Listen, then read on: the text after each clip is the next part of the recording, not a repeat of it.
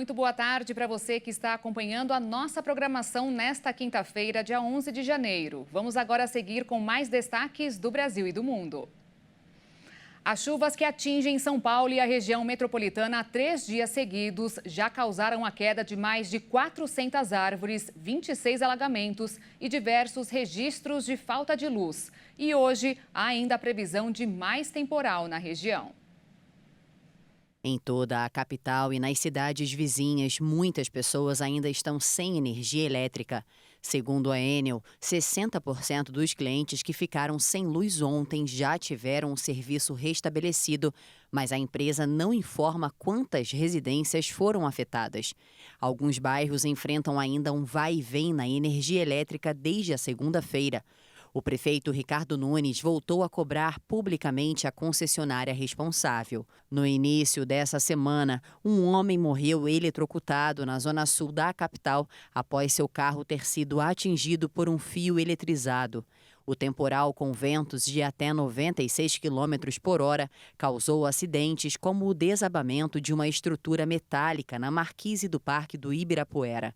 4 pessoas ficaram feridas no acidente e foram encaminhadas ao Hospital Albert Einstein. Com as chuvas diárias, há locais em que árvores caíram há dias e ainda não foram removidas. A previsão para esta quinta-feira é um fim de tarde e início da noite também chuvoso. Segundo o Centro de Gerenciamento de Emergências Climáticas do Estado de São Paulo, há potencial para a formação de alagamentos e rajadas de vento. A recomendação é não sair durante os temporais, não ficar embaixo de árvores e da rede elétrica e, se necessário, procurar edificações seguras para se abrigar. Em 11 dias, a cidade já acumulou quase 73 milímetros de chuva, o que representa 28,3% dos 256 milímetros esperados para o mês. Na sexta e no sábado, a previsão também é de chuva. E agora tem Minuto da Economia.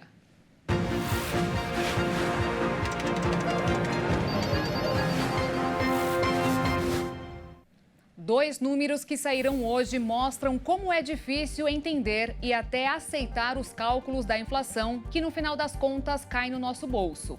A inflação oficial, o IPCA, fechou o ano passado em 4,6%. Ficou abaixo do teto, o que é uma boa notícia para o governo. Mas no dia a dia a situação mostra números bem diferentes. Embora o maior peso no resultado final seja o da gasolina, chama a atenção o dos alimentos. Os campeões da alta foram o morango, o azeite e o arroz. Bom, todo mundo sabe que tirando o arroz, dá para dispensar os outros dois, mas estão lá fazendo a diferença. As passagens aéreas e o ar-condicionado também subiram bem e contam o resultado final. Para quem viajou ou comprou o produto, pode fazer sentido.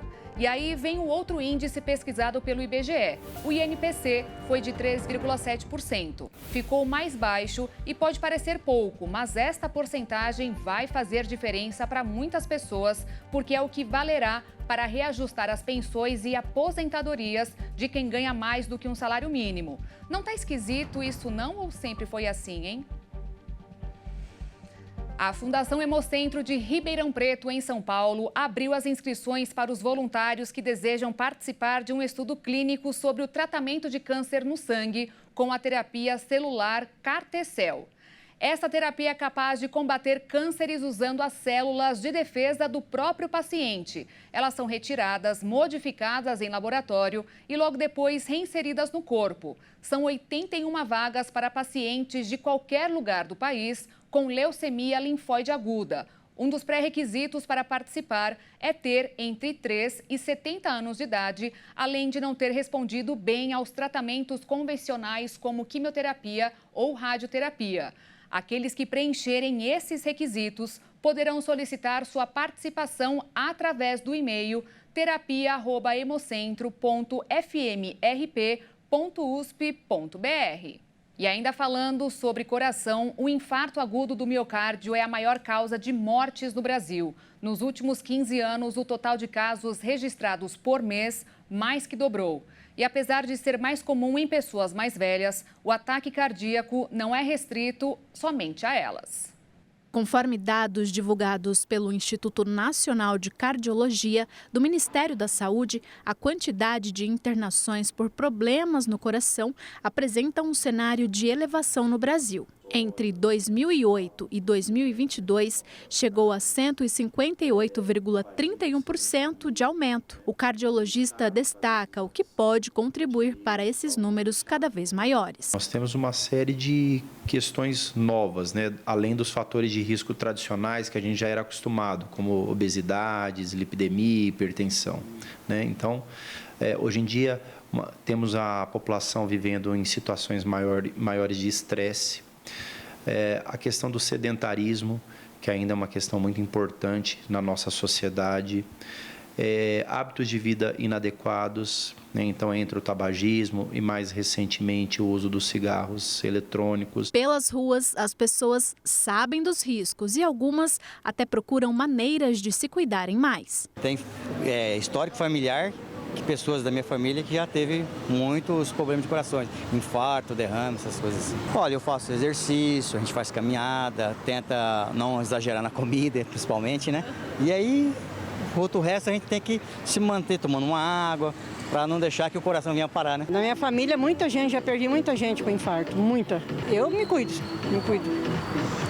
Fazendo tudo o que tem que ser feito, e principalmente em relação à alimentação, a exercício, né? É isso aí que a gente tem que seguir conforme o médico pede pra gente fazer também, né? Porque a gente também é um pouquinho teimosa, né?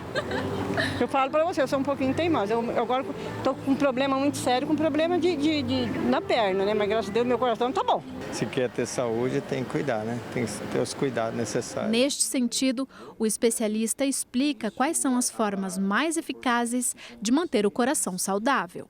A tarefa de casa é a mais importante, né? Então, assim, a alimentação saudável, né?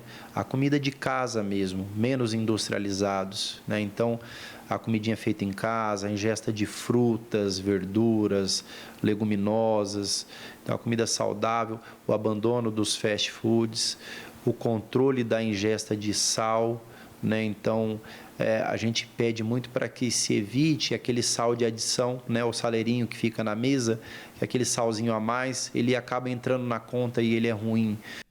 Uma das principais dificuldades para quem quer parar de fumar é superar a abstinência. E existem diversas estratégias para auxiliar esse período sem desistir.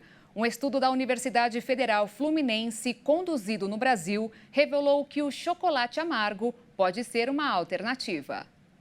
Os resultados da pesquisa indicaram que o consumo diário de uma porção de 40 gramas de chocolate amargo com 70% de cacau contribuiu para a diminuição da fissura em fumantes que estavam em tratamento.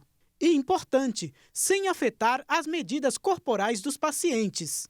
O medo de ganhar peso é justamente uma das razões que levam as pessoas a relutarem em parar de fumar. Segundo uma nutricionista especialista em dependência química e responsável pelo estudo, isso ocorre porque os fumantes desenvolvem uma seletividade alimentar devido à ação da nicotina, que acelera o metabolismo e interfere nas papilas gustativas da língua, reduzindo a sensação de sabor dos alimentos para o tabagista.